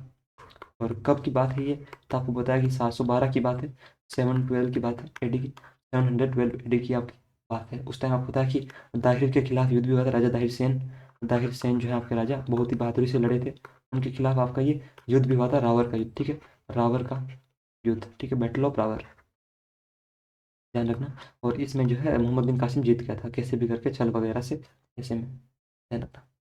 आगरा शहर की स्थापना 1504 ईस्वी में किसने की थी, who founded the city of Agra in 1504 AD, तो ये करी थी आपके सिकंदर लोदी ने, जिसे आप निजाम शाह भी बोलते हैं। ठीक है, निजाम शाह, इसने आपकी जो है इसकी स्थापना करी थी। और ध्यान रखना 1504 में इसने स्थापना करी थी, लेकिन इसने इसे कैपिटल कब बनाया ये भी आपका पूछ लेता, तो कैपिटल इसने बनाया 2 साल बाद, 1506 में, 1506 में। ठीक है, बाकी आपका जो सिकंदर लोदी है ये गुलरुखी के नाम से कविताएं भी लिखता था। ठीक है, गुलरुखी के नाम से ये आपकी मतलब कविताएं लिखता था गुलरुखी के नाम से। और इसने क्या है कि मुसलमान औरतों का जो पीर बाबाओं के पास जाती थी वो जाना बंद कर दिया। इब्राहिम लोदी आपको पता है कि पानीपत के प्रथम युद्ध में मारा गया, और युद्ध के मैदान में मारा जाने वाला दिल्ली सल्तनत का एकमात्र आपका ये शासक था। उसने राजधानी दिल्ली से आपकी आगरा स्थानांतरित करी। आगरा बाद में मुगल साम्राज्य की प्रमुख राजधानी बनी थी। Agra later become a major Mughal capital. ये लोधी वंश के 3 ही रूलर हुए आपके, बहलोल, सिकंदर और इब्राहिम लोधी। ठीक है, और आपका जो लोधी वंश है उसने कब से कब तक रूल किया, तो लोधी डायनेस्टी ने, अगर हम बात करें लोधी वंश की, तो ये आपको ध्यान रखना लोधी वंश आपका अफगान था। ठीक है, अफगान, अफगान थे ये, फर्स्ट अफगान आपकी डायनेस्टी थी ये। और इसने आपका कब से कब तक रूल किया, तो आपको पता है कि 1451 में जब सैयदों को हटा के बहलोल लोधी आया था, फिर इससे लेके ये 1526 तक बने रहे। मुगल वास्तुकला में पित्रा का प्रयोग पहली बार किस इमारत में प्रमुखता से हुआ, इन विच बिल्डिंग वाज पित्रा फर्स्ट यूज्ड प्रोमिनेंटली इन Mughal architecture, option B Itimad-ud-Daulah का जो मकबरा है उसमें आपका ये हुआ मतलब प्रमुख तरीके से। ठीक है, pietra was first prominently used in the tomb of Itimad-ud-Daulah, इस मकबरे को बेबी ताज भी कहा जाता है। ठीक है, the tomb is known as baby Taj. ये लाल बलुआ पत्थरों से सफेद संगमरमर की वास्तुकला की ओर संक्रमण दर्शाता है। It mark the transition from red sandstone to white marble architecture, क्योंकि आपको पता है कि जो लाल किला वगैरह, और उससे पहले आप देखते हैं हुमायूं में, हुमायूं का जो मकबरा था उसमें रेड सैंडस्टोन का उपयोग हुआ था, लेकिन इसमें आपका मार्बल जो है व्हाइट मार्बल उसका बहुत उपयोग हुआ। ताजमहल में यह कला परिपूर्ण हुई लेकिन पहली नहीं थी। Taj Mahal perfected this art but no was not the first. Pietra dura में क्या होता है कि ये आपके जो अर्थ, आपके इंपॉर्टेंट कुछ ऐसे रत्न होते हैं ना, उन्हें जोड़ देते हैं अंदर, चुन देते हैं। ठीक है, और ध्यान रखना ये पीतरजुरा जो है इसका ताजमहल में भी आपका बहुत बेहतरीन तरीके से उपयोग हुआ। शाहजहाँ को इसका भारत में काफ़ी, शाहजहाँ ने इसका उपयोग किया, शाहजहाँ ने इंडिया में इसका बहुत ज़्यादा प्रयोग किया, शाहजहाँ ने प्रयोग। और ये इसका ओरिजिन कहाँ से, इसका ध्यान रखना, इसकी उत्पत्ति कहाँ से, पिताडोरा की ओरिजिन अगर आपसे पूछ ले ओरिजिन कि भाई इसकी ओरिजिन कहाँ से है, तो ध्यान रखना ये इटली की मानी जाती है। ठीक है, इटालियन, इटालियन है। और वहाँ के जो व्यापारी हैं उनसे इन्होंने, मुगलों ने आपका ये सीखा था। बुलंद दरवाजा का निर्माण अकबर ने किस विजय की स्मृति में करवाया था, in memory of which victory did Akbar build the बुलंद दरवाजा, गुजरात विजय, ऑप्शन सी। ठीक है, और ये कब बनवाया था, करीब बात है ये 1570 से 75 के बीच की आपकी बात है, उस टाइम ये बुलंद दरवाजे का निर्माण चला था। It is located at Fatehpur Sikri. बुलंद दरवाजा is one of the tallest gateways in the world, ये विश्व के सबसे ऊंचे प्रवेशद्वारों में से एक है। बात करें अगर हम अकबर की, तो अकबर का टाइम पीरियड जो है आपका 1556 से लेके 1605 तक। ठीक है, ये आपका रहा टाइम पीरियड। अकबर ने आपका नवंबर 1556 में आपका युद्ध किया, कौन सा, बैटल ऑफ पानीपत सेकेंड। ठीक है, बैटल ऑफ पानीपत, वो भी आपका सेकेंड वाला, second battle of Panipat, Panipat का दूसरा युद्ध किसके विरुद्ध में हुआ ये? ध्यान रखना, अकबर की ओर से बैरम खान ने अपनी कमान संभाली थी और सामने था आपका हेमू। यहाँ अकबर जीतता है, अकबर की विक्ट्री होती है और अकबर फिर मुगल वंश की स्थापना करता है। स्थापना नहीं, स्थापना बाबर ने करी थी, लेकिन वापस से पुनः स्थापना करता है, ऐसा आप मान सकते हैं। ताजमहल का मुख्य वास्तुकार कौन था? चीफ आर्किटेक्ट ऑफ ताजमहल तो उस्ताद अहमद लाहौरी, भी हम पहले भी देख चुके हैं इसके बारे में। और उन्होंने दिल्ली का लाल किला और जामा मस्जिद भी डिजाइन की थी। ठीक है, अहमद लाहौरी ने रेड फोर्ट और जो जामा मस्जिद है दिल्ली की उसे डिजाइन किया था। तो ताजमहल, बाकी हम इसके बारे में बात कर चुके हैं कि ये 1653 में पूरा हुआ, 1632 में स्टार्ट हुआ। औरंगजेब द्वारा निर्मित बीबी का मकबरा कहाँ स्थित है? वेयर इज द बीबी का मकबरा built in by Aurangzeb located? तो औरंगजेब ने बनाया है तो औरंगाबाद में होगा। औरंगजेब औरंगाबाद, ऑप्शन सी, ठीक है, औरंगाबाद में। अपनी पत्नी दिलरास बानो बेगम की मेमोरी में औरंगजेब ने ये बनवाया, और इसके बेटे ने बनाया था और बनवाया औरंगजेब ने था। It is popularly known as the Taj of the Deccan. दक्षिण का ताजमहल भी बोलते हैं, ताजमहल की सस्ती चीप कॉपी भी बोलते हैं, ध्यान रखना। पुरंदर की संधि 1665 शिवाजी महाराज और किसके बीच हुई थी? Between home was the treaty of Purandar 1665 signed? तो ये आपके छत्रपति शिवाजी और जय सिंह जो मिर्जा राजा हैं उनके बीच, ऑप्शन बी, उनके बीच हुई थी। ठीक है, छत्रपति शिवाजी महाराज और जो आपके मुगल जनरल थे मिर्जा राजा जय सिंह, उनके बीच आपकी ट्रीटी ऑफ पुरंदर हुई। Shivaji agree to surrender 23 forts to the Mughal. Shivaji Maharaj ने 23 किलो जो है मुगलों को सौंपने पर सहमति दी। और टेम्परेरी जो है ये मुगल मतलब दरबार में भी गए थे, आपको पता है, फिर वहाँ से आ गए शिवाजी वापस। छल से इन्होंने कैद कर लिया था शिवाजी महाराज को औरंगजेब ने, फिर वहाँ से ये बच के आ गए। Afzal Khan was killed earlier in 1659। Afzal Khan को आपको पता है कि शिवाजी ने 1659 में उन्हें मार दिया था। दक्षिण भारत के नैनार संत किसके भक्त थे? The Nayanar saints of south India were devotees of, तो आपको पता है कि शिव के थे। नैनार विष्णु के जो थे वो अलवार थे। ठीक है, अलवार, अलवारों की जो संख्या है वो आपकी 12 थी। अलवार और नैनारों की जो आपकी संख्या है वो आपकी 63। ठीक है, मतलब ये आपके संत थे जो फेमस थे इनके लिए। The Nayanar saints were devoted to lord Shiva. और दक्षिण भारत के जो तमिल क्षेत्र के जो भक्ति आंदोलन है, भक्ति मूवमेंट्स, ये आपके रिलेटेड है तमिल रीजन में। दो हुए थे, आपको बताया कि भक्ति रीजन में एक तो जो शिव को मानते थे वो नैनार और जो विष्णु को मानते हैं वो Alvar. There were 63 Nayanar saints including Appar, Sambandar and Sundarar. इनमें आपके जो सबसे इंपॉर्टेंट नाम आते हैं वो अप्पर, समंदर और सुंदर, ये आपके प्रमुख नैनार संत थे। एक आपकी वुमेन भी थी इनमें, आपकी महिला भी थी, उनका नाम आपको, महिला भक्त, वो कौन थी आपकी नैनारों में? ध्यान रखना, वो थी आपकी करईकल अमैयार। ठीक है, करईकल अमैयार, वो आपकी वुमेन थी, अमैयार। और अंडालों में जो आपकी स्त्री थी वो आपकी, अंडाल की अगर हम बात करें, अंडाल एक थी वो अलवारों में थी। ठीक है, अंडाल जो है वो आपकी क्या थी? तो वो विष्णु की थी, भगवान विष्णु की अलवार थी आपकी। ठीक है, अलवार आपकी एकमात्र ये वुमन थी उनमें। बाकी ये जो है महिला भक्त, ये आपकी नैनार है, ध्यान रखना। ठीक है, नैनार, नैनार। बाकी जो अंडाल है इनकी जो विष्णु भक्त थी, ये जो लॉर्ड विष्णु को लेकर डेडिकेटेड थी, मतलब उनके लिए इनके दिल में जो भक्ति भावना बोलते हैं, डिवोटेड थी। उसके ऊपर कृष्णदेव राय ने वो आपका ग्रंथ भी लिखा है, ध्यान रखना। ठीक है, अमुक्त माल्याद, तेलुगु में। पानीपत का प्रथम युद्ध 1526 में बाबर और किसके बीच लड़ा गया? The first battle of Panipat 1526 was fought between Babur and, पता है, इब्राहिम लोधी और बाबर के बीच हुआ था, ऑप्शन बी। बाबर जो है जीत गया था इसमें, बाबर जीत गया था। ठीक है, और इब्राहिम लोधी मारा गया था और भारत में मुगल वंश की स्थापना हुई थी। सिंपल सी बात है। बाबर ने भारत में 4 इंपॉर्टेंट आपके युद्ध लड़े, एक तो आपका ये हो गया, फिर आपका सेकंड आता है इसके एक साल बाद 1527 में बैटल ऑफ खानवा। ठीक है, खानवा का युद्ध, खानवा, ये राणा सांगा और आपका जो बाबर है उसके बीच हुआ था, बाबर वर्सेज राणा सांगा। इसमें भी बाबर जीत गया था, ध्यान रखना। बाबर इन चारों युद्धों में जीता था, ध्यान। इसके बाद एक साल बाद और होता है 1528 में, ये आपका होता है चंदेरी का युद्ध। ठीक है, बैटल ऑफ चंदेरी, ये मेदिनी राय और बाबर के बीच होता है। इसमें भी आपके जो बाबर है वो जीत जाता है। मेदिनी राय ने राणा सांगा का साथ दिया था। ठीक है, वर्सेज मेदिनी राय, इसमें भी बाबर जीत जाएगा। ठीक है, बाबर के युद्ध हम देख रहे हैं यहाँ पे। ठीक है, बाबर के बैटल, बाबर जीत जाएगा। फिर आपका एक और युद्ध आता है 1529 में, बैटल ऑफ घाघरा, घाघरा का युद्ध। इसमें भी बाबर जीत जाता है, किसके खिलाफ? अफगानों के खिलाफ। ठीक है, घाघरा अफगानों के खिलाफ ही आपका था, अफगानों को हरा देता है बाबर। फिर एक साल बाद 1530 में बाबर की डेथ हो जाती है। ठीक, डेथ, बाबर की मृत्यु। भारत में पहली बार बारूद और तोपों का प्रयोग बाबर ने किया। Babur used gun powder and artillery for the first time in India. ध्यान रखना, भारत में जो तोपों का इंट्रोड्यूस इंट्रोड्यूस किसने किया? तो बाबर ने किया। इस युद्ध से भारत में मुगल साम्राज्य की स्थापना हुई। This battle mark the foundation of the Mughal empire in India, जो आपका कब से होता चला, आपका इस युग से लेके और आपका 1857 तक, 1857 तक, जब बहादुर शाह जफर को रंगून भेज दिया। ठीक है। शेर शाह सूरी का मकबरा कहाँ स्थित है, where is the tomb of Sher Shah Suri located, ये सासाराम बिहार में, ऑप्शन सी। ये बिहार में। ये आपको पता है कि अफगान थे, अफगान इन्होंने स्थापना करी। और कब कब कब से कब तक रूल किया, तो इन्होंने आपका 1540 से 45 तक इन्होंने युद्ध किया, मतलब रूल किया दिल्ली पर। इनकी जो डेथ हुई थी वो, इनकी डेथ हुई थी कालिंजर का, जब ये युद्ध लड़ रहे थे तो तोपखाने में विस्फोट हो गया इनके, इसका बारूद विस्फोटक से इन्होंने कालिंजर के किले को घेर रखा था तब। ठीक है, कालिंजर में, कालिंजर, ठीक है, उस टाइम, कालिंजर के टाइम डेथ हो गई। बाकी इन्होंने 2 बार हुमायूं को हराया था। कौन से युद्धों में, एक तो आपको 1539 में बैटल ऑफ चौसा, ठीक है, बैटल ऑफ चौसा, उसमें हुमायूं को हराया। जो आपका चौसा का युद्ध था उसमें, चौसा का युद्ध। और फिर आपका 1 साल बाद आपका वापस 1540 में, जब पता है कि बैटल ऑफ कन्नौज, बिलग्राम जिसे बोलता है उसमें, बैटल ऑफ कन्नौज, या आप बोल सकते हैं बिलग्राम,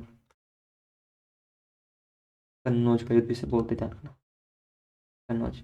इसमें क्या है कि पहले तो इन्होंने हुमायूं को हराया 39 में।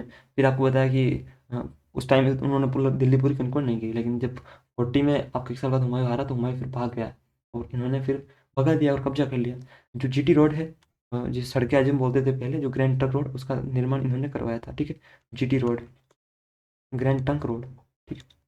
बाकी हाँ, ये हुमायूं और इनके बीच हुआ था, ध्यान रखना, ये जो आपके बैटल हम देख रहे हैं। ओके। ये कृत्रिम झील के बीच बनाया गया है। It is built in the middle of an artificial lake. The tomb is an excellent example of Indo Islamic architecture. Indo Islamic वास्तुकला का बेहतरीन उदाहरण है। हुमायूंस टॉम्ब इज लोकेटेड इन दिल्ली। हुमायूं का जो मकबरा है वो दिल्ली में है। दीनपना नगर की स्थापना किसने करी थी, तो which Mughal ruler establish the city of Dinpanah, तो हुमायूं ने। हुमायूं क्या कि एक तो ज्योतिष में विश्वास रखता था, तो सप्ताह में 7 दिन अलग अलग आपके कलर के कपड़े पहनता था।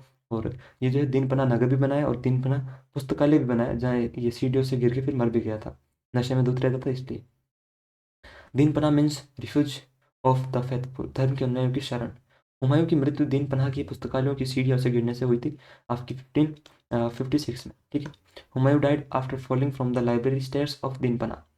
Sher Shah later destroyed Dinpanah. शेरशाह सूरी ने बाद में दीनपना बनाया। ये कैसे हो सकता है, शेरशाह तो पहले ही मतलब मर गया था ना। लेकिन हो सकता है कि इसने पहले बना दिया हो, आपका जो हुमायूं उसने पहले बना दिया हो, तो हो सकता है ऐसा भी। बाकी बात चेक करना पड़ेगा इसे, क्योंकि शेरशाह सूरी आपको पता है कि पहले मर गया। हुमायूं पहले भागा और भाग के इसने हमीदा बानो बेगम से विवाह किया, फिर अकबर की उत्पत्ति हुई, मतलब अकबर पैदा हुआ। फिर ये वापस आया इंडिया पर और इसने 1555 में जो सरहिंद का युद्ध है उसमें अफगानों को हराया और वापस दिल्ली पे कब्जा किया। फिर इसके मरने के बाद वापस से अफगानों की ओर से हेमू ने कब्जा कर लिया, फिर वापस अकबर आता है। एक बार चेक कर लेंगे इसके बारे में। छत्रपति शिवाजी महाराज का राज्याभिषेक 1674 में, 1674 में किस किले में हुआ था, in which fort did the coronation of Chhatrapati Shivaji Maharaj take place in 1674, तो वो आपका रायगढ़ में हुआ था, रायगढ़ दुर्ग में। शिवनेर के जो किला है उसमें इनका जन्म हुआ था। ठीक है, बर्थ प्लेस था इनका। ठीक है, यहाँ पे इनका जन्म हुआ था कब, 1630 में, 1630 में। और उनका जो राज्याभिषेक है वो आपका रायगढ़ फोर्ट में हुआ था। He was crowned by Ganga Bhatt, जो आपका एक काशी के विद्वान थे, गंगा भट्ट, उनके द्वारा इनका आपका राज्याभिषेक करवाया गया। रायगढ़ मराठा साम्राज्य की राजधानी बनी और शिवनेरी में शिवाजी का जन्म स्थान है, नॉट कोरोनेशन साइट। इनके पिता का नाम शाहजी भोसले था और माता का नाम जीजाबाई था, ये भी आपको ध्यान रखना है। भारतीय राष्ट्रीय कांग्रेस आईएनसी की स्थापना किस वर्ष हुई थी, in which year was the Indian National Congress INC established. आपको पता है कि 1885 में, 1885 में ए.ओ. ह्यूम ने इसकी स्थापना करी थी। ठीक है। फिर इसके बाद इसका जो फर्स्ट सेशन हुआ था वो गोकुलदास तेजपाल जो संस्कृत कॉलेज से वहाँ हुआ था, और व्योमेश चंद्र बनर्जी ने इसकी पहले सत्र की अध्यक्षता करी थी। ठीक है। इसकी स्थापना ए.ओ. ह्यूम ने बॉम्बे में की थी, founded by A O. Hume in Bombay. The first session was presided by over by W C Banerjee, जो व्योमेश चंद्र बनर्जी हैं, उन्होंने करी थी। ठीक है। और आपका बॉम्बे में हुआ था ये, आपका जो गोकुलदास तेजपाल संस्कृत कॉलेज है वहाँ पे। 1905 इज रिलेटेड टू द स्वदेशी मूवमेंट। ये आपका जो ऑप्शन ये है ना सी वाला, ये स्वदेशी आंदोलन से संबंधित है। जब आपको पता है कि बंगाल का विभाजन हुआ था तो इसके खिलाफ प्रदर्शन के तौर पे ये किया गया था कि बहिष्कार करो बाहरी चीज़ों का और अपने देश की चीज़ों को अपनाओ। नेक्स्ट है आपका, ब्रह्म समाज की स्थापना किसने की थी, हु फाउंडेड द ब्रह्म समाज। देखो ऑप्शन ए कहता है स्वामी विवेकानंद। इन्होंने आपको बताया कि जो रामकृष्ण मिशन है उसकी स्थापना करी थी अपने गुरु रामकृष्ण परमहंस के लिए, रामकृष्ण मिशन। ठीक है, इसकी स्थापना करी थी। और कब करी थी? करीब करीब मेरे हिसाब से 1897 के आसपास करी थी। रामकृष्ण मिशन की, ठीक है, ये उन्होंने करी थी। और उसके बाद आपको बताया कि ऑप्शन सी क्या था, दयानंद सरस्वती। तो उन्होंने आपको बताया कि आर्य समाज की स्थापना करी थी, ठीक है, आर्य समाज की उन्होंने करी थी। कब करी थी? 1875 में, 1875 में। और ज्योतिबा फुले आपको पता है कि वो दलितों के लिए लड़ रहे थे, और जो सामाजिक रूढ़िवादिता है उसके खिलाफ इन्होंने आपको पता है बुक लिखी थी, गुलामगिरी। गुलामगिरी इन्होंने लिखा। इनकी वाइफ सावित्रीबाई फुले जी, जो भारत की पहली महिला शिक्षिका बनी, आपको पता है। और गुलामगिरी इन्होंने लिखा, गुलामगिरी, ठीक है, इनकी बुक थी। अब बचा कि आपका ऑप्शन नंबर बी, राजा राम मोहन राय। इन्होंने ब्रह्म समाज की स्थापना करी 1828 के आसपास, ठीक है। It aimed to abolish social evils like sati and caste discrimination. जो सती प्रथा है, जिस पर आपको पता है कि बाद में विलियम बेंटिक ने बैन लगा दिया था, और भेदभाव जैसी कुरीतियों को समाप्त करना इसका उद्देश्य है। इसने केसरवाद और तर्कशील सोच को बढ़ावा दिया। It promoted monotheism and rational thinking. एक ईश्वर में विश्वास रखो और तर्कशील सोच को बढ़ावा दिया। इसलिए पुस्तक भी लिखी कि गिफ्ट टू मोनोथिस्ट, मतलब जो आपके केसरवादी उनको एक तोहफा। दयानंद सरस्वती ने आर्य समाज की स्थापना करी, और पुस्तक जो सत्यार्थ प्रकाश है वो दयानंद सरस्वती की है। 1857 के विद्रोह के समय भारत का गवर्नर जनरल कौन था? Who was the governor general of India during the revolt of 1857? Canning, आपको पता है कि लॉर्ड कैनिंग, जो बाद में चल के आपको पता है कि वो आपका वाइसरॉय भी बनेगा, तो ये था Canning. He later become the first viceroy of India. He followed a policy of modernisation after the revolt. उसने एक उदार नीति अपनाई कि ज़्यादा अच्छा नहीं रहेगा वैसे एक्सट्रीम जाना, इसलिए। Dalhousie left India in 1856।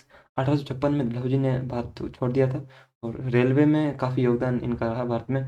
स्वदेशी आंदोलन की शुरुआत किस घटना के विरोध में हुई थी? द स्वदेशी movement started in protest against which event? तब पता है कि जो बंगाल का विभाजन हुआ था ना, उसके खिलाफ, partition of Bengal.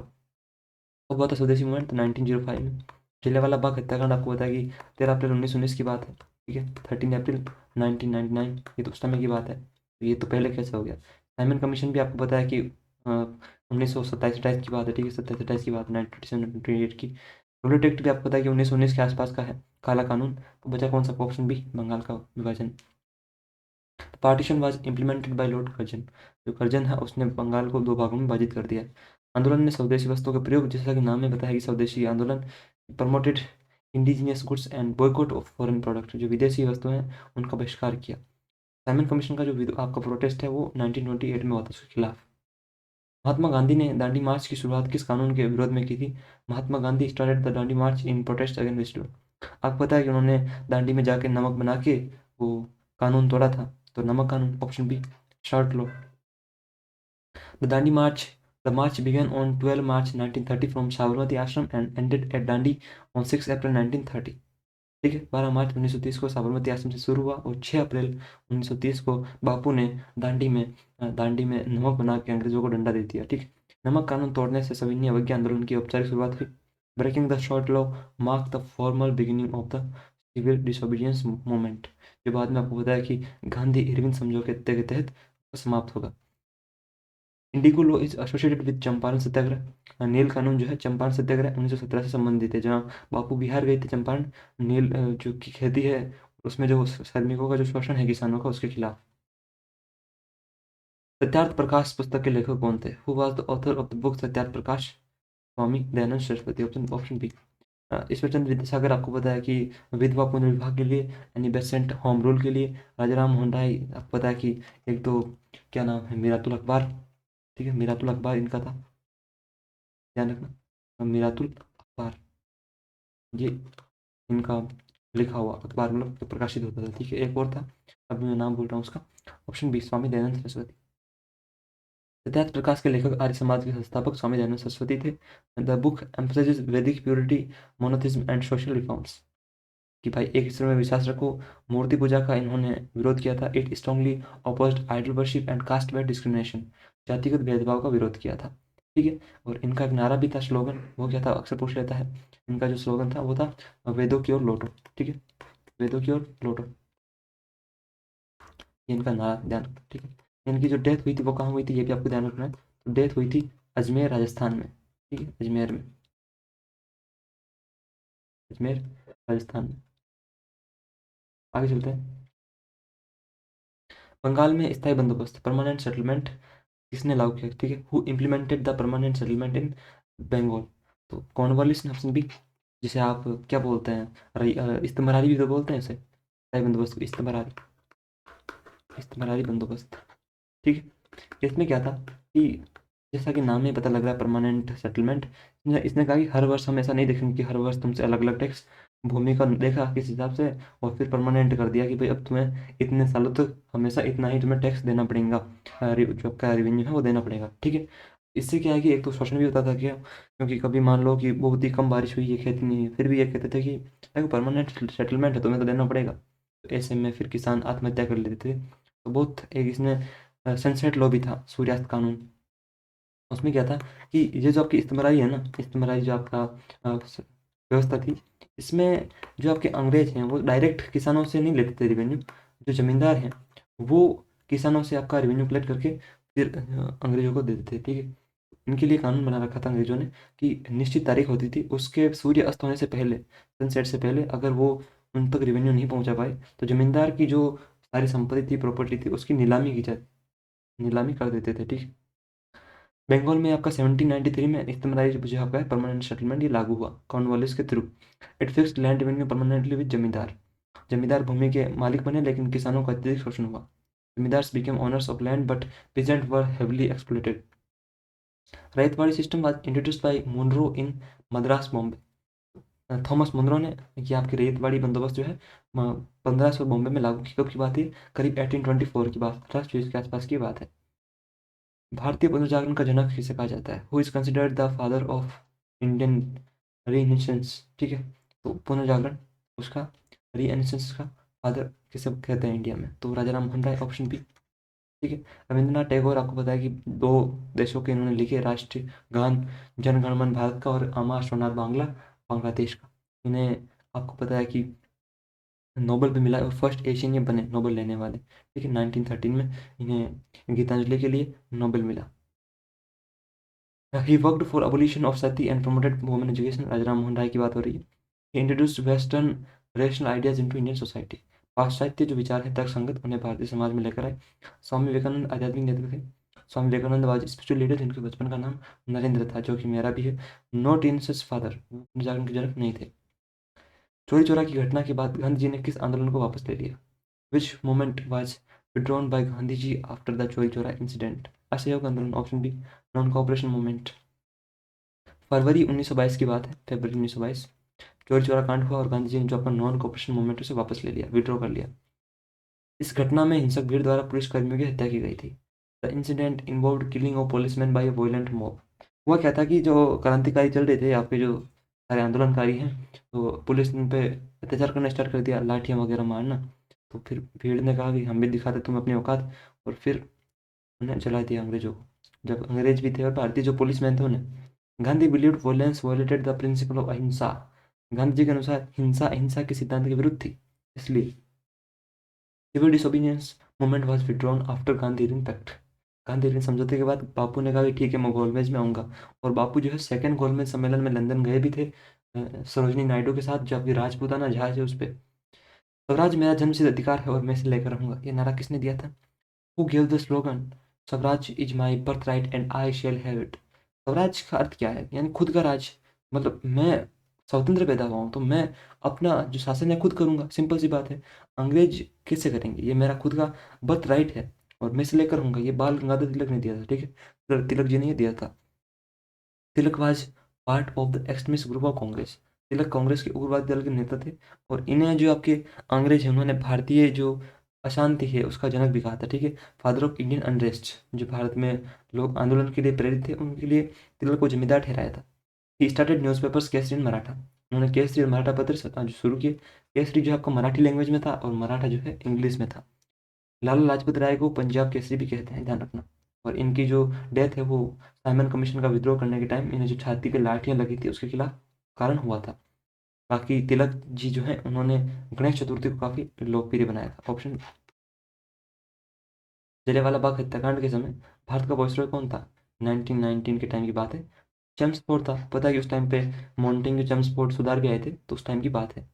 The massacre awkward on 13 अप्रैल 1998 अमृतसर, ये जो आपका हत्याकांड है, ठीक है। ये 13 अप्रैल 1919 को अमृतसर में हुआ। डायर ने फायरिंग का ऑर्डर दिया। काफ़ी सारे लोग जो हैं आपके जो इनोसेंट हैं वो मारे गए, ठीक है। Lord Irwin was viceroy during civil disobedience movement. जो आपका सविनय अवज्ञा था उस टाइम इरविन वायसराय था। उसने गांधी जी को मनाया कि चलो यार एक बार लंदन घूम के आते हैं। Azad Hind Fauj Indian National Army के फाउंडर कौन थे? तो आपको पता है कि Subhash Chandra Bose ji. The Indian National Army was initially founded by Rash Behari Bose. प्रारंभिक स्थापना उन्होंने करी थी। बाद में जो सुभाष चंद्र बोस जी हैं उन्होंने इसे रीऑर्गेनाइज किया। आईएनए का नारा था दिल्ली चलो। और सुभाष चंद्र बोस जी ने 1943 में सिंगापुर में अस्थायी सरकार बनाई थी, ठीक है। Provisional government at Singapore. बहुत ही बेहतरीन ये हुआ करते थे, क्या बताएं। मतलब वो व्यक्ति जो भारत की आज़ादी के लिए, स्वतंत्रता के लिए, इंडिपेंडेंस के लिए हिटलर तक जैसे, जो हिटलर जैसा व्यक्ति है उसके सामने मतलब उससे जाकर संबंध बना लिए। समझ सकते हो आप किसी स्तर के व्यक्ति रहे होंगे। ब्रिटिश भारत की राजधानी कलकत्ता दिल्ली किस वर्ष स्थानांतरित की गई थी? In which year was the capital of British India shifted from Calcutta to Delhi? 1911, 1911 में, जब दिल्ली दरबार लगा था, जॉर्ज पंचम आया था उस टाइम, ठीक है। यह घोषणा दिल्ली दरबार के दौरान की गई थी और जॉर्ज पंचम आया था उस टाइम। दिल्ली को ऐतिहासिक और रणनीतिक कारणों से चुना गया। Delhi was chosen for its historical and strategic importance. बाकी 1905 बंगाल विभाजन। गदर पार्टी की स्थापना कहाँ हुई? Where was the Ghadar party establish? तो सैन फ्रांसिस्को में। जो आपके लाला हरदयाल हैं और आपके जो सोहन सिंह भागना है उसका इसमें प्रमुख नाम आता है। सैन फ्रांसिस्को में इसकी स्थापना हुई। It aimed at ओवरथ्रोइंग British rule in India through armed revolution. उन्होंने कहा कि हथियारों के द्वारा मार के अंग्रेजों को बाहर निकालना है। Lala Hardayal was its prominent leader, ठीक है, प्रमुख नेता थे। India House was located in London, not Ghadar party headquarter. Vande Mataram गीत के रचयिता कौन थे? Who was the author of the song Vande Mataram? वो थे आपके बंकिम चंद्र चटर्जी, ऑप्शन बी। इन्होंने जो आपका वंदे मातरम है उसके रचयिता थे। और जो आपका आनंद मठ है उपन्यास, उसमें जो आपका सन्यासी विद्रोह है, सन्यासी रिबेलियन, वहाँ से ये लिया गया है। It appeared in his novel Anand Math 1882, जो 1882 में आपका पब्लिश हुआ था। Song became a symbol of national movement. ये गीत राष्ट्रीय आंदोलन का प्रतीक बन गया। राष्ट्रगान की रचना रविंद्रनाथ टैगोर जी ने की थी, ये भी आपको ध्यान है। हिस्ट्री के आपके सुपर 50 समाप्त हुए। आप में से कुछ दोस्त हैं जो परमानेंट मतलब रेगुलर क्लास देखते हैं, उनको मैं बेस्ट ऑफ लक बोलना चाहूँगा। और जिन्होंने आज ये देखी उनको भी बेस्ट ऑफ लक। एग्जाम काफ़ी नज़दीक आ गई है, क्वेश्चन करते रहें, आपकी तैयारी बहुत बेहतरीन हो गई है। बाकी मिलते हैं अगली क्लास में। धन्यवाद।